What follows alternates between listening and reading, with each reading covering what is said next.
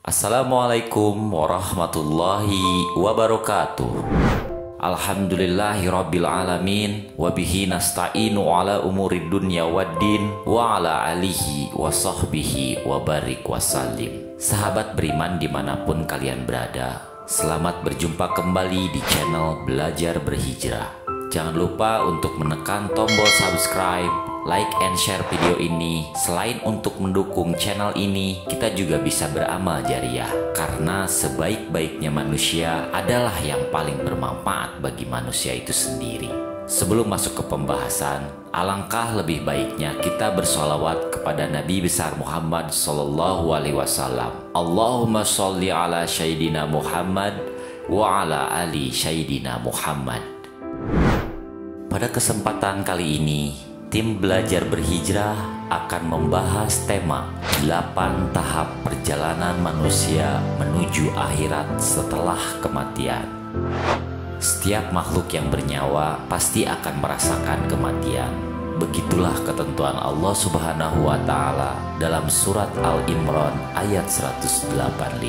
Dalam ayat lain Allah juga berfirman, di mana saja kamu berada, kematian akan mendapatkan kamu. Kendati pun kamu di dalam benteng yang tinggi lagi kokoh. Al-Quran surat An-Nisa ayat 78. Maka bagi kaum yang beriman, kita wajib percaya bahwa kematian bukanlah akhir dari segalanya. Akan tetapi justru awal mula kehidupan yang baru menuju akhirat. Kehidupan di dunia adalah masa di mana kita mempersiapkan diri, mengumpulkan bekal untuk melanjutkan perjalanan yang masih panjang. Berikut ini adalah tahapan-tahapan yang akan kita lalui setelah kematian menuju hidup yang abadi di akhirat nanti. 1. Alam kubur atau yang disebut dengan alam barzah. Setelah manusia meninggal dunia, ia akan berpindah ke alam barzah, di mana tempat ini setiap manusia akan berjumpa dengan malaikat munkar dan malaikat nakir. Dua malaikat tersebut akan menanyakan kepada manusia tentang siapa Tuhanmu, apa agamamu, dan apa kitabmu, dan siapa nabimu. 2. Hari kebangkitan. Hari kebangkitan ditandai dengan tiupan sangsakala oleh malaikat Israfil. Tiupan pertamanya sebagai petanda titik mula terjadinya hari akhir atau hari kiamat yang membinasakan semua makhluk yang ada di muka bumi. Kemudian pada tiupan kedua, semua manusia tanpa terkecuali akan bangkit dari kebinasaannya, dan inilah yang dinamakan hari kebangkitan. 3. Padang mahsyar. Konon padang mahsyar adalah tempat datar yang sangat luas, di mana matahari hanya berjarak 1 jengkal dari kepala manusia. Di padang mahsyar setiap insan akan dimulai diadili oleh Allah Subhanahu wa Ta'ala tergantung amal perbuatannya, dan diiringi oleh 2 malaikat. 1 malaikat sebagai pengiringnya dan 1 malaikat lainnya sebagai saksi atas semua perbuatannya di dunia. 4. Yaumul Mizan atau hari penimbangan amal baik dan amal buruk. Setelah di padang mahsyar tadi, amal manusia mulai ditimbang, mana amal yang baik dan mana amal yang buruk. Jika manusia lebih berat timbangan amal baiknya, maka dia akan mendapatkan keselamatan. Begitu pula sebaliknya. 5. Yaumul Hisab atau perhitungan amal.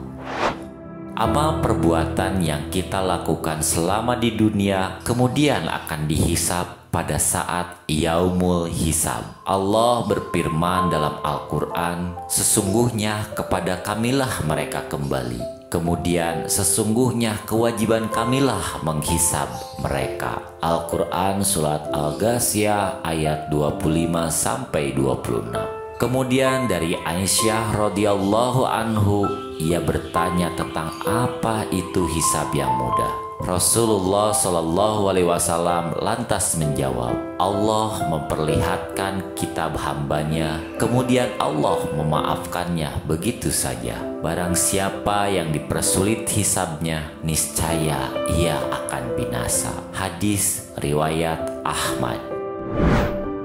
6. Jembatan Shiratal Mustaqim. Setelah amal dihitung, manusia akan berjalan melewati jembatan Shiratal Mustaqim. Cara dan keadaan menyeberang setiap manusia di jembatan ini pun berbeda-beda. Bagi yang timbangan amal kebaikannya lebih banyak, ia akan mudah menyeberanginya. Sebaliknya, bagi yang amal buruknya lebih banyak, maka jembatan ini akan berubah bak sekecil rambut yang dibagi 7 sehingga akan menyulitkan untuk menyeberanginya. 7. Surga. Surga adalah sebaik-baiknya tempat kembali. Di dalamnya tidak ada kesedihan dan tidak ada kesengsaraan, melainkan hanya kebaikan dan kebahagiaan. Surga diciptakan oleh Allah Subhanahu wa Ta'ala sebagai balasan bagi orang-orang yang beramal saleh dan telah berhasil melalui perjalanan panjang tadi. 8. Neraka.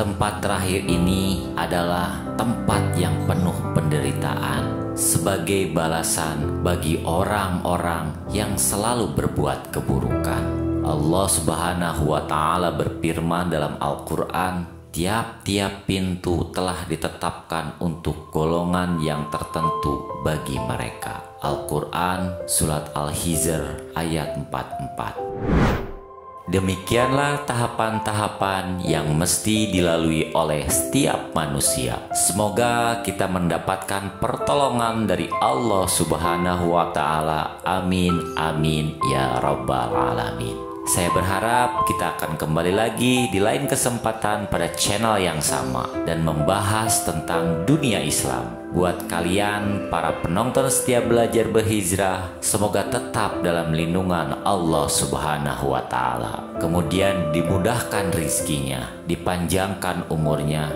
dan tetap selalu dalam keadaan berhijrah. Wabillahi taufiq wal hidayah. Wassalamualaikum warahmatullahi wabarakatuh.